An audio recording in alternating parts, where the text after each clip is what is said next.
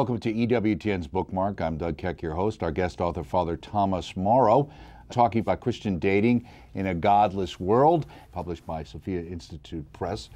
Good to see you, Father. Thank you very much. Great to have you here. One of the things that struck me is there's a picture on the front. A lot of times authors have nothing to do with what the picture ends up being. But I'm wondering, is there a third rail to dating or something that causes problems well, I guess in there our is, society? yeah. And that's it. You get plugged into the power of the Holy Spirit. Yeah. Right, exactly. Because coming from New York, we always think of, don't touch the third rail. And in some ways, you've touched the third rail because you really are being somewhat radical in a call for people to live out a biblical type understanding of what it means to have a single relationship, a courtship relationship, and what marriage is really all about. Are people willing to hear that message today? Well, I was surprised to find out how many wanted to hear it, because when I first moved to Washington, D.C. in about 1990, 91 or so, I guess it was 91, we held a seminar entitled Christian Dating in an Oversexed World.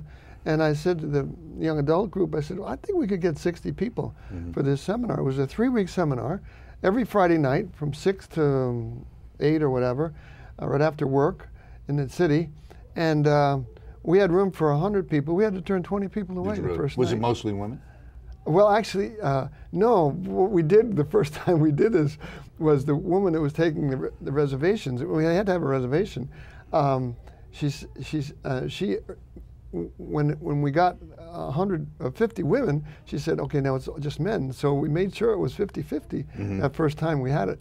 But I did comment at the seminar that I was glad to see all these women who wanted to come and find out about Christian dating in an oversexed world, and all the men who wanted to come and meet the women who were interested in finding out about this. Right, okay. Well, that would make sense too. Guys are a certain amount of smartness when it comes to something like that. Now, you talk about courtship, the pursuing of intimate friendship to see if marriage would be desirable. On the cover, it says dating versus courtship. Is it the same thing? Is it different? Well, it really is different. Courtship is dating with a purpose.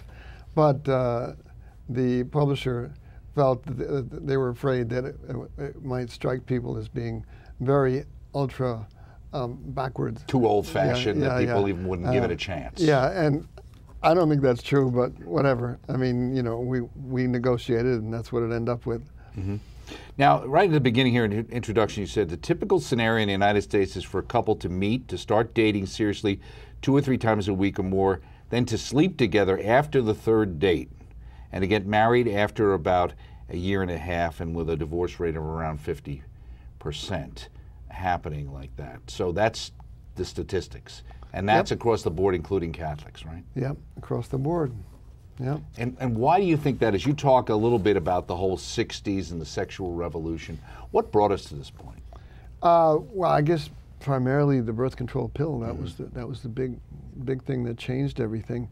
But because before, women could say, well, I'm not going to sleep with you because I don't want to get pregnant. Right. And now, after that, the guy said, and there also would have been, to some degree, the onus that if, in fact, you did get some girl pregnant, the expectation would most likely be that you were going to marry her. Well, yeah, in many cases, that was the case, yeah. Right. So that in some ways, there was this kind of onus on both sides to be more careful. Sure. Okay. So. Sure. Yeah. And it also seems today that we're also living in a society, though, at the same time, that even with the birth control and these kind of things, that the idea that somebody might get pregnant, of course, abortion becomes an option. That's another, in a sense, post-contraceptive approach. And then at the same time, even if a girl today gets pregnant and isn't married and decides to keep the child, which in many cases certainly pro-lifers would support because of the life of the child, there's not the same kind of societal implications that there were before. That's right. That's right. Yeah, absolutely. It's much more accepted. Yeah. You say, I must warn you if you're reading this book, what's written here is a little bit radical, perhaps as radical as the gospel itself. It is written by a Catholic priest for Catholics, but many other religions have also found it useful. Now, a lot of people here, besides the fact that your first girlfriend you broke up with I think you called her Judy when you were 6 years old. But people say, well, what does a Catholic priest know about courtship? But you point out the fact, I guess you dated for about 15 years, right? From about 18 to 33. Yeah, until I was 33. And was it your sister who commented to your brother-in-law that you actually were out in the dating world longer than he was? That's right. And so, so is a lot of what you're seeing in this book from what you yourself experienced, and then subsequently maybe as a priest talking with people? Yeah, absolutely. The beginning of it I certainly experienced, and then talking to other people. And I did a lot of research for the book too. I read a lot of other books and saw what they had to say, and included some of the best of that in this book. Did you read some stuff that you were very disappointed with as well? Some of the books that I read? Yeah, that you would have read it and realized that maybe this isn't the right approach? Well, no, I was pretty selective. Okay, so you knew ahead of time. Yeah, I knew ahead of time what I was going to read. And but what fascinated me was that a lot of the secular sources, they support the Christian position on courtship and dating. And I love when I can find things like that, you know. But they don't really come out and say it that way, right? I mean, the studies kind of reflect what the teaching of the church is without ever telling people the connection. Yeah, the most interesting one was from a book by Hephzibah Anderson. Right. Called Intimate Without Being Intimate is the line that I pulled. That's it. Part, that's right. That's right. Intimate without intimacy or something. What was it called? Right? Something about chaste or something. I right, what chaste. Right, was a book. Right. Here it is. Chastened. Yeah, chastened. And she said, however uninvolved I started out, however uninvolved it seemed I was supposed to be, I could not remain cool-headed or cool-hearted as the temperature shot up when she had relations with a guy. To admit as much, it felt like letting down the sisterhood. I knew that as a woman, my right to sexual expression was hard won. Yet that ideal seems to have been watered down to become intimacy without intimacy, as you said. Right. While it is billed as empowering to be able to love and leave a man like a man, to me it felt like I was denying a whole set of instinctive feminine responses, forcing myself to conform to decidedly masculine relationship ideals. And what a waste of energy all this weeping seemed. Well, it's interesting, too, because you make that point about the idea, in a sense, and for those of us who are old enough to remember the 60s, it really was in a lot of ways in a sense of finding equality. Instead of making men act better, we allowed women to act as badly as men had acted. That's right. For many times. And unfortunately, whether society likes it or not, men and women, as you kind of talk about the Venus and Mars in here, are different. Sure. And have different aspects of what they put into a relationship, let alone a sexual relationship. And we try to act like in the world we are today that gender doesn't matter at all. And we've seen it gone from the idea that men and women are the same to that there's a myriad of other expressions out there, and that it's all a function of one's societal choosing. Right, right. As opposed to the fact that there are certain things that are given by nature. Right, exactly. Now you say right in the beginning, choosing Mr. Right or Miss Right, you say the first consideration in choosing a spouse is, and I doubt there's very few people who ever think this way, will this person help me get to God's kingdom? For any good Catholic, salvation should be the prime consideration in any endeavors. I know you even mentioned in your own dating experience, in fact, you had one girl you proposed to who said probably, right? And it didn't work out. And probably was a good idea that it didn't work out. Yeah. But also you dated other girls who weren't Catholic, thinking that maybe you could change things around. But it's difficult enough when you have a difference in perspective from a faith perspective, right? Absolutely, Right. absolutely. Yeah, I went around about it all the wrong way. I would meet somebody that I liked and then see, and to try to see if she was Catholic or she was open to being Catholic. So I went about it the wrong way, in a way that if I were a young single guy now, I wouldn't go about that the same way. Yeah. Well, why is it? I mean, I'd have to say that, growing up in the 60s and things like that, certainly in the 1970s, I remember going to pre-K, and I think the favorite TV show of most of the people there with us was The Love Boat or Fantasy Island, which gives you a good idea of why maybe people ran into a lot of trouble in their relationships in the 80s and into the 90s. And one of the things you point out that's really important, and we hear it all the time, but is communication. Right. That's a big, and you know what? it'll be an issue to the end of time. Mm-hmm. It's such a big issue. And why is that? Is it just because we communicate differently? Do you think it's harder today as well, just because of the speed of light that our lives move at and all the other social media input that we're all being hit with? Well, as John Gray said, men are from Mars and women are from Venus, and we have a different approach, and we look at things differently, and the name of the game for a successful marriage is adaptability. Mm-hmm. If you can adapt to this person of the opposite sex who really thinks quite differently than you do and has a lot of different reactions, if you can adapt to that person and cultivate the relationship by trying to show that you want to do things as best you can in a way that will please them, you're going to do pretty well in marriage. Mm-hmm. But again, that's that thing about flexibility and adapting. And that's been personified many times as being a doormat or allowing somebody else to turn you into who they want to turn you into, right, as opposed to the self-donation aspect that St. John Paul II talked about in our love relationships, where it's really not 50-50, it's 100-100, if not 120, yeah, 120 going into the situation. Absolutely. And you're not a doormat if you're trying to love somebody. Right. And to love somebody, you have to try to see things their way. Right, and care enough about them to care how they feel about a situation, even if you don't agree, right, with that situation. Right. You also talk about here, because you're talking about courtship and dating and how that works out, and you go through that in the book. You also have a chapter, Enjoying Singleness. One phenomenon I've noticed among single Catholics over the past 10 or 20 is that of the obsessive spouse seeker. It may be that a woman who frets as she's getting older, and if Mr. Right doesn't come along, she won't be able to have any children, etc. Is there also the idea today that there are more people choosing to be single?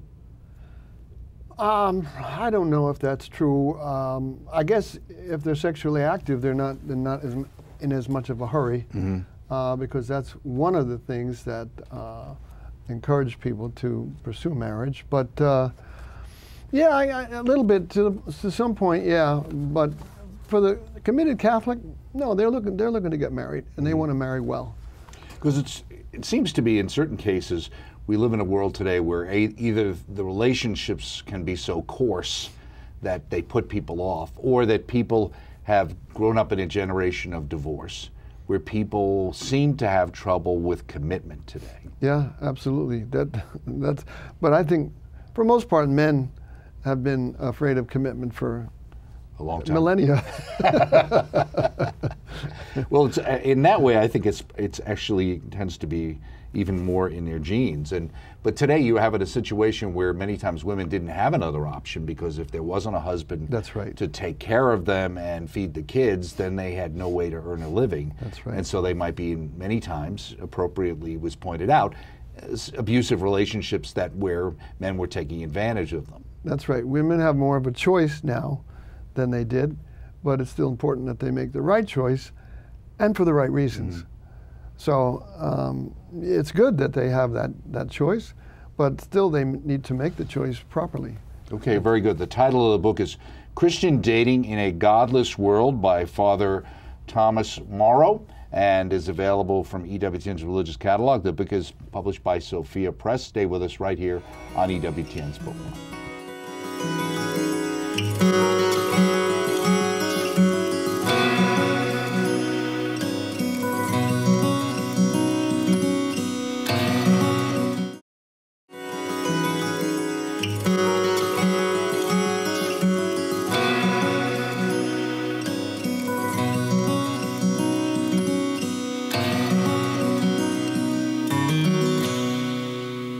Welcome once again to EWTN's Bookmark. I'm Doug Keck, your host. Our guest author is Brandon McGinley, author of The Joys and Challenges of Family Life, Catholic Husbands and Fathers Speak Out, published by OSV, available through the EWTN Religious Catalog.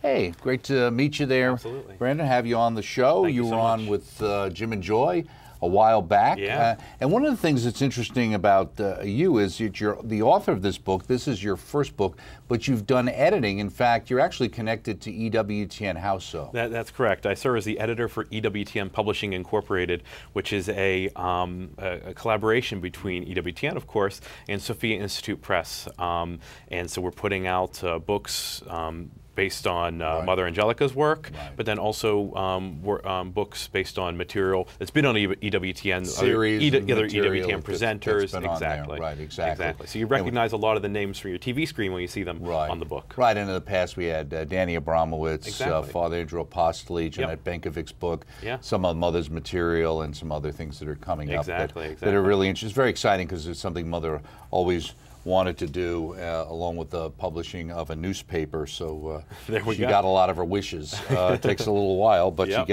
she gets them done. Let me ask you, what's the difference for you, and what's your experience in writing a book and editing a book? Yeah, the biggest thing is that when you're writing something, you kind of have pretty much free reign to use the style that you think is suitable to the work. So not everything you write will always be in the same style, but you know, over time, hopefully you kind of develop a voice that may even be recognizable. But when you're editing someone else's work, the big challenge, the thing that usually takes a little while to get used to, is making changes while not changing it into your own. Keeping the voice of the author, not just the content. The content's easy, but keeping the voice of the author so that it's obviously distinguished from your own, so you aren't just kind of transforming them in your own image. Into the way you might say. Exactly. You got to keep that sense. Also, when you're editing someone else's work, you have to tell them, well, this didn't work, or I don't think this worked. There's a certain amount of power there. Sometimes people can get a little annoyed that, well, I kind of liked it that way. How is it when you did this book and suddenly you had somebody else editing you, or was that the case? Yeah, well, it's you know, I'm glad to have been on both sides of the relationship. I do a fair amount of writing, and I've had my work edited, and almost always it comes out better than I put it in, even if when I see all the red lines when I get the document back, and I get a little twitchy. Right. But I know that in the end, if you're working with a talented editor, it's going to get better. And so it's good to have had that experience before going into an editing side of the relationship, because I tried to, as best I could, you know, respect not just the words of the author, but also kind of respect the feelings of the author, because you know, they put something together that they obviously are attached to. And honestly, the authors who I worked with for this book were all wonderful.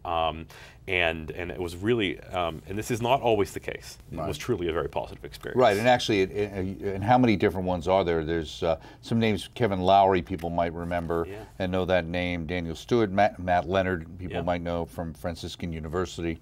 Tom McDonald. So there's several different people. Was it always your idea to have different people writing different chapters, or did that come from the publisher? Where did that come from? No, that was part of my original concept.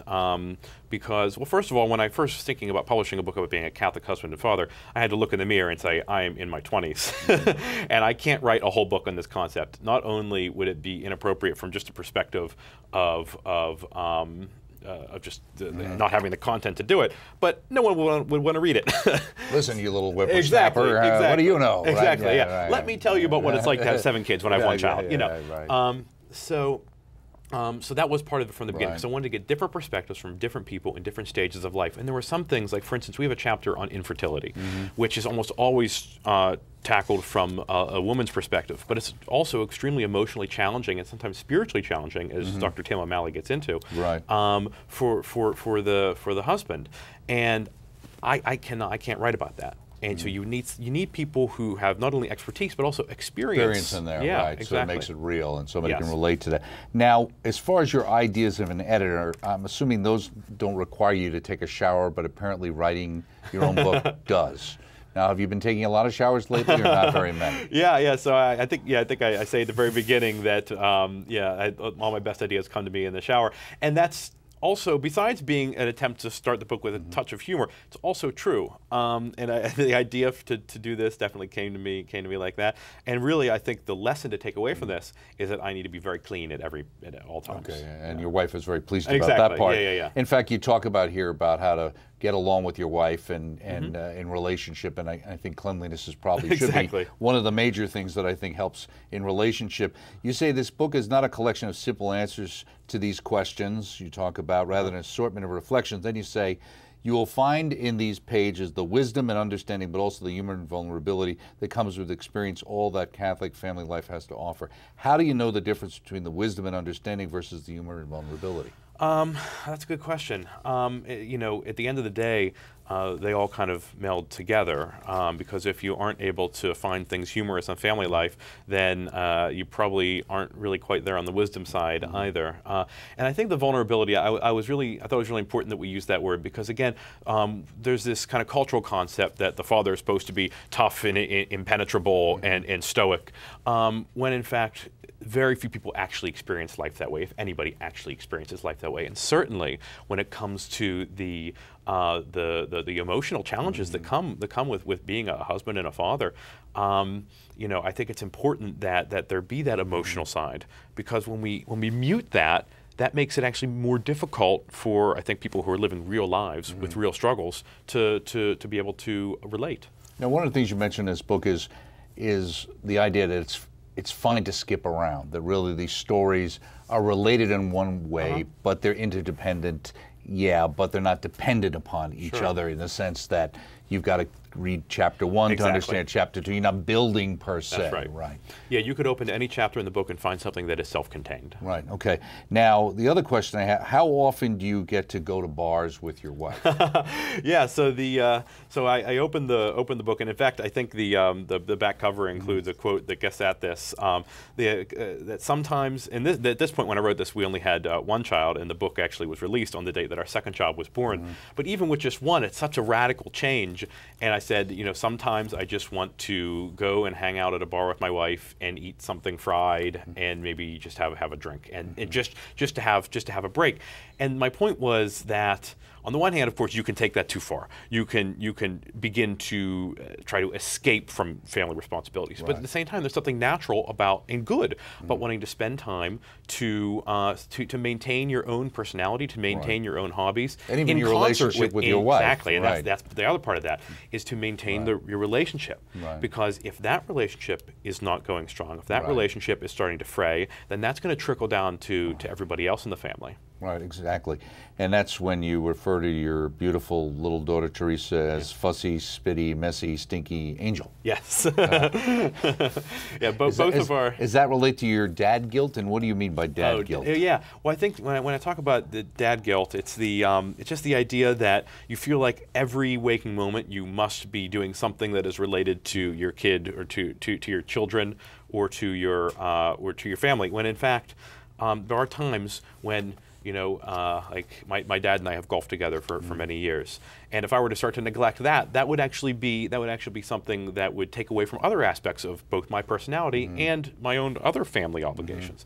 So I think that it's important to embrace the fact that we feel like we should be, you know, kind of constantly doting, while also recognizing that can also lead to a certain resentment if we don't also... Well, you have that helicopter parenting thing, which can be the wrong thing as well. Right. So it's all about, and I think I maybe say somewhere in the book, if not I've said elsewhere, that parenting is the greatest tester and the greatest teacher of prudence. At every moment you're making some decision or another that is not always a decision between good and bad, but a decision among competing goods. Right. And at every moment, you know, should I let my daughter play with X and or Y, and the answer to that might depend upon the day of the week that's happening. You have to be open to it. You say part of bringing up our children in the faith is demonstrating that countercultural Christian witness can be energetic, happy, and well-funded. Do you think sometimes people do it glumly, or the expectation, well, I have these obligations and I have to do this? Yeah, I think so. I think that it's very important, and this gets to the kind of the you know, somewhat cheeky thing at the beginning about going out to a bar, is that demonstrating to children that following the church's teaching on marriage and family, especially if you're blessed with a large number of children, that while certainly it will be stressful, while certainly will be challenging, it also should be, at least at some points, joyful.